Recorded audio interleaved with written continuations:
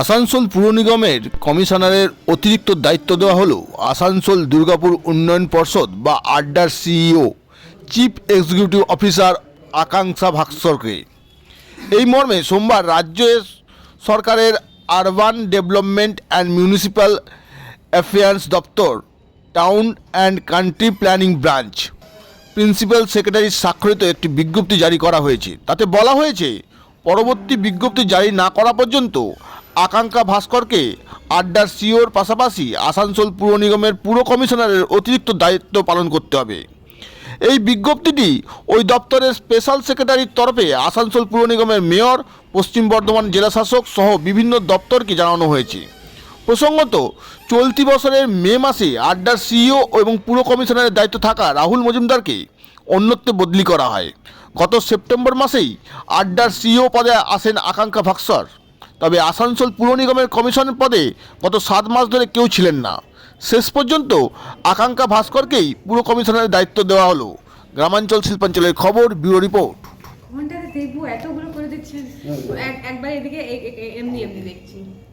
Madam वो अभी थोड़ा सा सब वीडियो बना रहे हैं, इसलिए आपकी तरफ सब कैमरा घूम रहा है, मूवमेंट कर रहा परिचय भी देते जाइए। बिल्कुल बिल्कुल मैम। फोटो खींच के जा रहे हैं। ठीक है, थैंक यू। हो गया फोटोग्राफ्स। चलो आ जाओ। কিন্তু আপনার এই প্রথম দিনগুলো আসানসোল পৌর নিগমে আপনি কিছুদিন আগেই এডিডি সিইও হয়েছেন, তো আসানসোল বিষয়তে কতটা আপনি অবগত হয়েছেন, এবার কর্পোরেশন নিয়ে কতটা কাজ জন্য কি চিন্তা ভাবনা? এখন তো বেশি সময় হয়নি, আপনারা খুব আগেই চলে এসেছেন। আমি জাস্ট এই মাত্র চার্জ নিয়েছি। সেক্রেটারির সঙ্গে আমাদের একটা ডিটেল আলোচনা হচ্ছিল, ডেপুটি মেয়র সাহেবও ছিলেন। প্রায়োরিটিজ অফ দ্য এরিয়া বোঝা গেছে। আমাদের কাজ থাকবে আসানসোল পৌর নিগমের সমস্ত যতজন নাগরিক আছেন সবারই যত প্রবলেমস আছেন, গ্রিভেন্সেস আছে, আমরা টাইমলি সলিউশন দিতে পারবো। একটা চিন্তা ভাবনা সবসময় রয়েছে যে জল নিয়ে একটা বড় সমস্যা এখানে থাকে, আর আগামী গরমকালে যাতে ওই প্রবলেমটা আমরা খুব তাড়াতাড়ি অ্যাড্রেস করতে পারি আর বেশি যাতে না বেড়ে যায় ওই প্রবলেমটা, সেটার উপরে আমাদের বিশেষ ধ্যান থাকবে। ম্যাডাম অলরেডি আপনি এডিডি এর একটা বড় মাপের জায়গা দিচ্ছেন, আসানসোল টু দুর্গাপুর দুটোই কর্পোরেশন আপনার আন্ডারে চলে আসে, তো সেই বিষয়গুলোতে কতটা আপনি নিজে চিন্তা ভাবনা করছেন? কোন কোন জায়গা পলিউশন রয়েছে বেশিরভাগ আসানসোলে, কোন জায়গা ইলেকট্রিসিটির সমস্যা রয়েছে, এইগুলো বিষয়তে করবেন? ডেফিনেটলি যতদিনই এখানে যত টাইম দেব এইসব প্রবলেমস আরও জানা যাবে, and as soon as possible যখনই জানা যাবে we will take remedial measures, whether it is electricity, whether it be pollution। আমরা সবসময় এখানে আছি। এনি টাইপ অফ প্রবলেম আমাদের চোখের সামনে আসলে আমরা ইমিডিয়েটলি কিছু একটা সলিউশন ভাববো।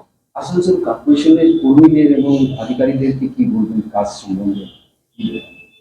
এটা একটা বড় ক্রেডিট এই সংস্থানের, যে সমাজ থেকে কমিশনার সেই হিসাবে ছিলেন না, কিন্তু তাও কর্পোরেশনটা ভালো ফাংশন করছিল। তার মানে একটা ডিসিপ্লিন অলরেডি আছে এই সংস্থাতে, সেটাকেই আমি মেনটেন করার জন্য একটা রিকোয়েস্ট থাকবে আমার এন্ড থেকে।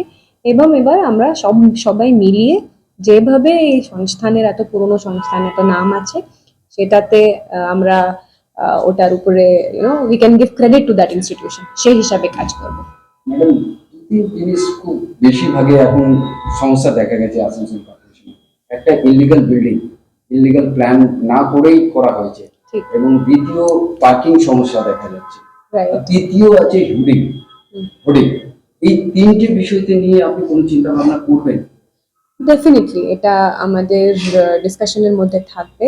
আই থিঙ্ক রাজ্য সরকারও এটা নিয়ে খুবই vigilant about the illegal construction. সেটা নিয়ে মাঝে মাঝেই আরবান ডেভেলপমেন্ট ডিপার্টমেন্ট থেকে নেসেসারি ডিরেকশনস আসে, সেই হিসাবেই কাজ করা হবে।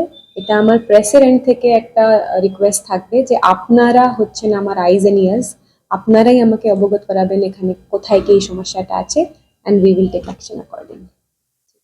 2023 শেষের মুখে আপনি জয়েন করলেন, 2024 আসছে, শহরবাসীকে আপনার তরফ থেকে কি মেসেজ?